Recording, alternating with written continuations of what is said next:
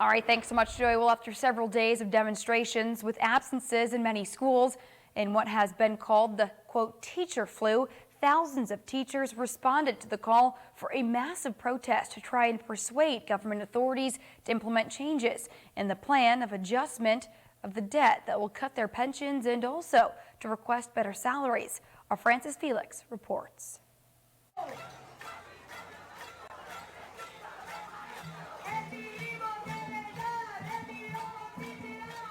Thousands of teachers take the streets of Old San Juan in a massive manifestation claiming better salaries and pensions. Some teachers and entire families occupied the steps with board and musical instruments on the south wing of the Capitol in San Juan, where they marched to Calle Fortaleza, while thousands of others who could not be in San Juan have carried out pickets and demonstrations near their work areas. We are here protesting because we have been battling poor conditions in the education system for more than 10 years now.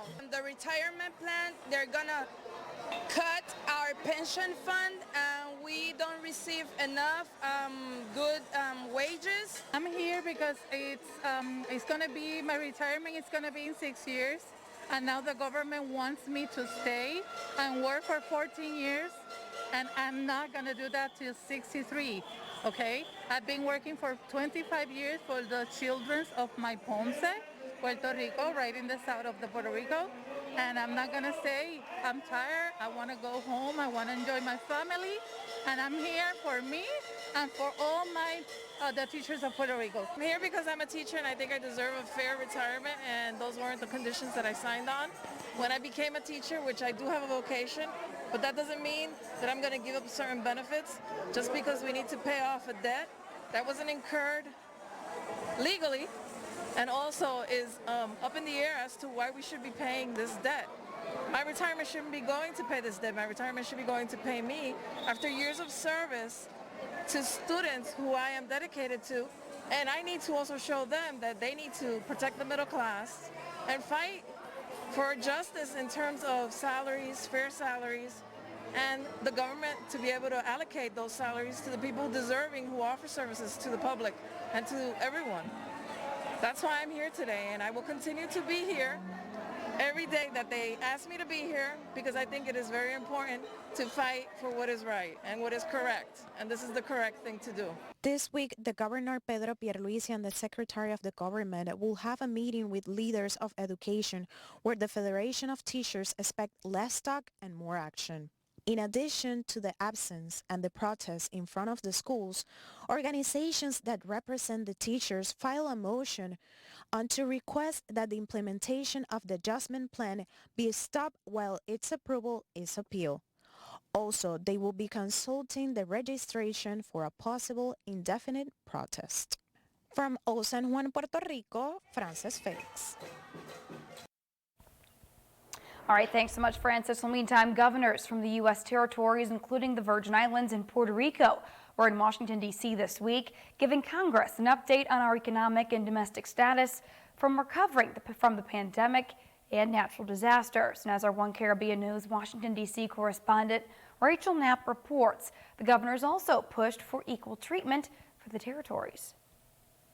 The territories make valuable contributions to our nation. I want to recognize that each territory is an integral part of the United States. In a hearing with U.S. senators, governors from each territory outlined their progress in bouncing back from natural disasters and the pandemic. Our government's debt restructuring has been approved.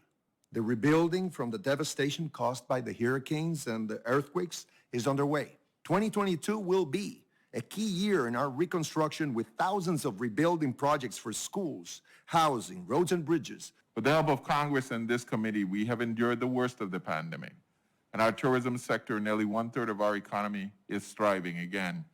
Our revenues are up and our debt burden is down. But the governors did not hold back on the issues they're facing. They told senators that even though they're U.S. citizens, the territories are not given the same equal treatment from Congress nor the federal government. For too long, the Americans living in the insular areas have been treated as foreign or other, as something less than American citizens of the soil. To cite a few examples, is disabled American who lives in a state entitled to receive SSI. If she moves to the Virgin Islands, she loses it. Medicaid funding to the territory has for decades systematically lagged behind funding for the poorest states. And under the tax laws, investments made by U.S. investors in the Virgin Islands are treated as investments in a foreign country. Governors say the CARES Act and the American Rescue Plan beefed up funding and expanded Medicaid, which brought relief to the territories. But it's only temporary.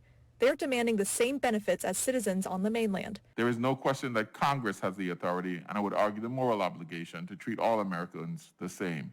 Citizenship is not geographic. And while the governor from Puerto Rico was at the Capitol, he made another pitch for statehood. Puerto Rico will remain hindered until our century-long status question is resolved. The people of Puerto Rico voted and chose permanent union with the United States through statehood as their path forward. And all the governors pushed for equality and funding benefits and programs for the territory. At the Capitol, Rachel Knapp reporting for One Caribbean News. All right, thanks so much, Rachel. Meantime, Antigua and Barbuda's Jamaican-born Director of Public Prosecutions, Anthony Armstrong, has been sent on administrative leave after being found guilty of professional misconduct in his homeland. Armstrong was found guilty by the General Legal Counsel, which is Jamaica's legal disciplinary body, for signing as a witness on a document for a client who was not physically present between 1999 and 2002.